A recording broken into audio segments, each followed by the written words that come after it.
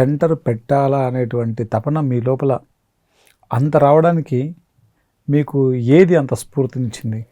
ఏదో స్ప్రెడ్ చేయాలి ఇక్కడ కూడా మెడిటేటర్స్ రావాలి. మేమైతే ఏ ఆనందం అయితే పొందుతున్నామో ఇది అందరికీ పంచాలి. ఓకే, అందరూ ఇలా ఆనందంగా జీవించాలి.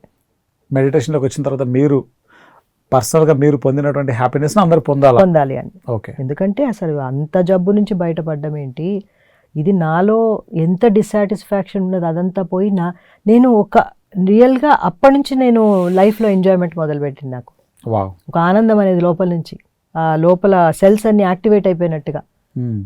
అది కూడా ఇంత ఆనందం ఇందులో ఉన్నప్పుడు, ధ్యానంలో ఇంత సింపుల్ ధ్యానంలో ఉన్నప్పుడు అది కూడా ఫ్రీ ఆఫ్ కాస్ట్ ఇస్తున్నాం. ఎందుకంటే మన దగ్గర ఎంత డబ్బు ఉందో అంత ఖర్చు పెట్టుకొని వాళ్ళు డబ్బు ఏమి ఇవ్వక్కర్లేదు, ఫ్రీగా కదా ఇది అందరికీ పంచాలి అని ఒక తపన మొదలైంది.